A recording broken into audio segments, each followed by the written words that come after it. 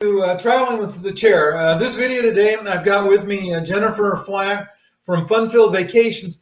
And Jennifer and I are going to talk about how this pandemic has impacted travelers and travel agencies, and how travel agents have been working really hard to try to take care of their clients. I'm glad to have you with me today, Jennifer.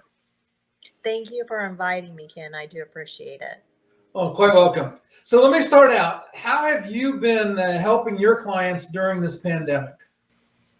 Well, I will have to say it has definitely been a challenging time for everyone. And I know the word has been used multiple times, but it is truly unprecedented at this point. We're learning different things every single day, and we're trying to accommodate our clients as best as we can. Yeah, I get my email box gets flooded with emails from the different providers, and I'm pretty big about watching the news, trying to see how I think it's going to impact travel. So, what's the process been like for you?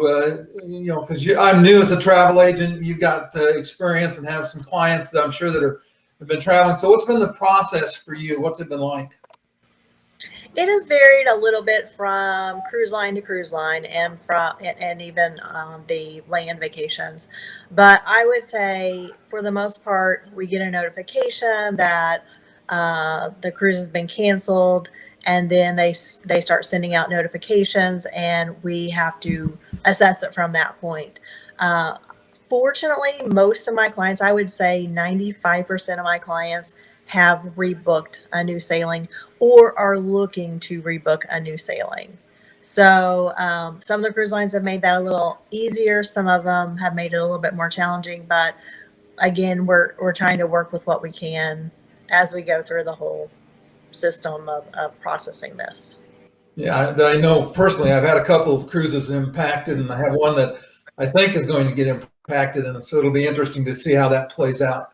So tell me, how much time have you spent on hold so that your clients didn't have to be on hold with a travel provider? It has, honestly, I probably spent days on hold. It's hours at a time. Every phone call generally just takes a really long time to get through, especially Carnival has probably been one of the most challenging.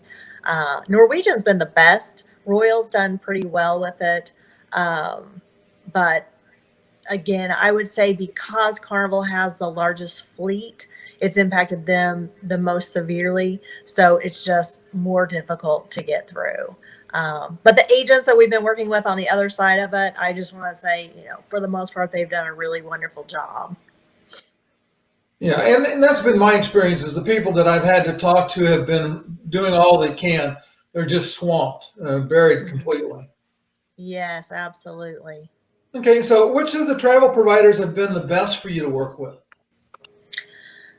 Top of the line has been Norwegian, which I can honestly say is it's not normally the case, but they have done the best job. They sent my clients an email that detailed exactly what their future cruise credit was or what the amount of that future cruise credit would be. They added a bonus credit for that. And then on top of it, if you booked by a certain date, they gave you even more. And everything was specific in the email. So it was really easy to work with them. Again, their phone lines haven't been bad, so it's easy to call them and get through. Um, I think Carnival's done a pretty good job. It's just, like I said, because of the mass numbers of cancellations and how many cruise ships that they have, it's really been challenging for them. But they're really trying. I know they are. Um, Virgin is a new cruise line, and they haven't actually started sailing yet.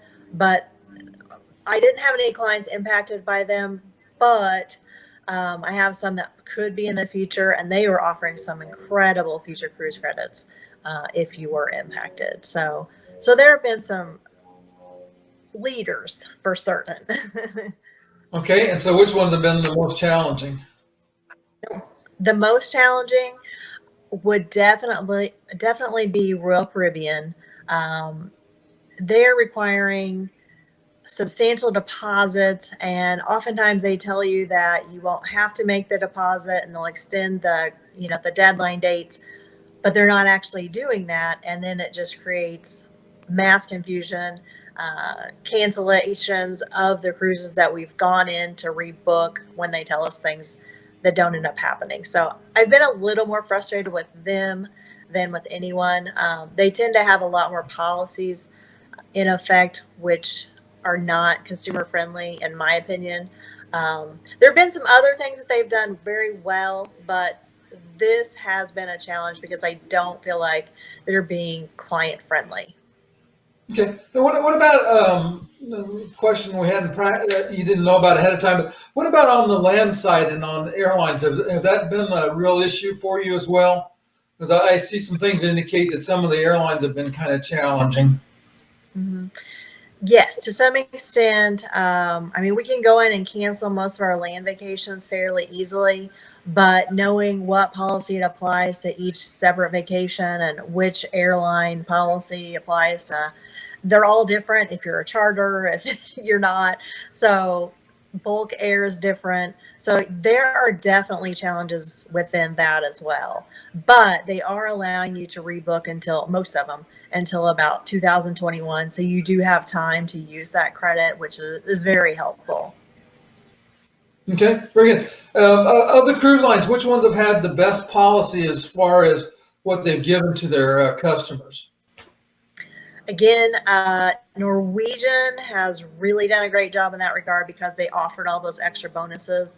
I had a lady the other day that, she booked into a haven and it saved her almost $2,000, which was really huge. Carnival has really gone above and beyond because of the extra onboard credit. If you stay on your cruise, you get extra onboard credit. If you rebook another cruise, you can get up to $100 in onboard credit.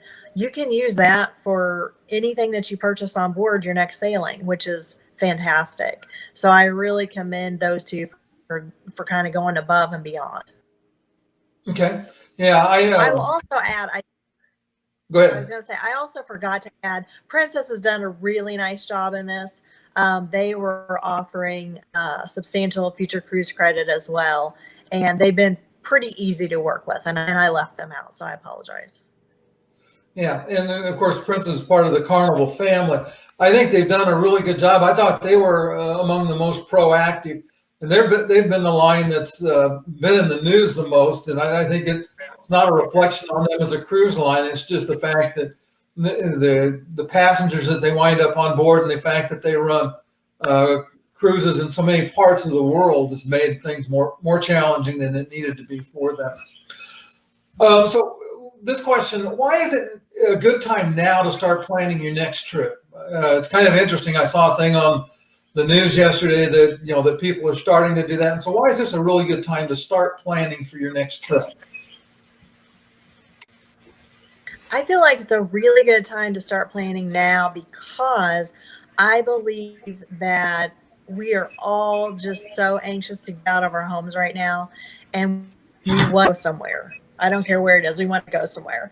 And so I think the sooner you book, the better to get, because as these cruise lines do up, or as these vacation destinations book up, prices are going to increase. Supply and demand, it is always a factor.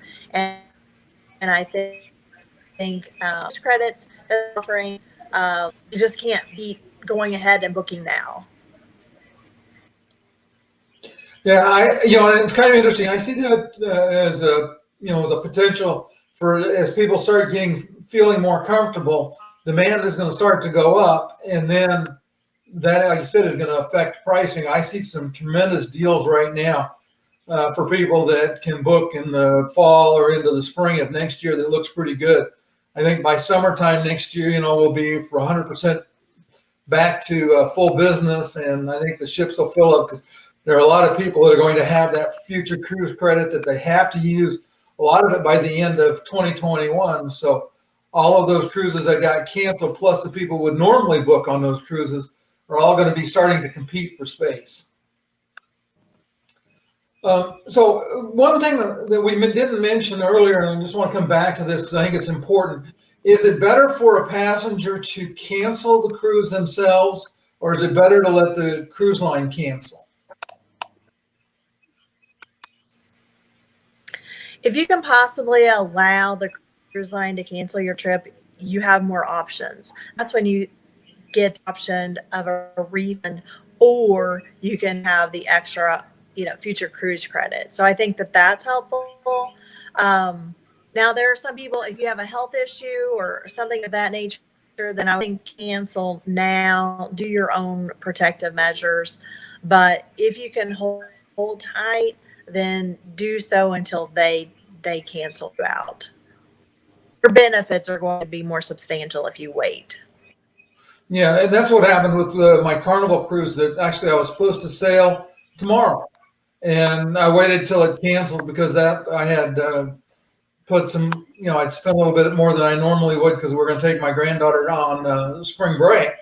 And so I did go ahead and let that one cancel out so that I could take the cash refund. But they did offer me a really nice onboard credit if I could have stayed.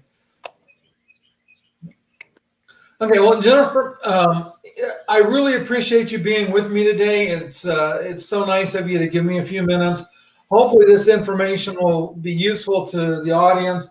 For those of you that are watching and are listening, you'll be on the replay. But go ahead and post any questions, and either Jennifer or I or one will find you answers to your questions. And if you've liked the program, do me a favor, hit the like and the subscribe, and we'll see you next time.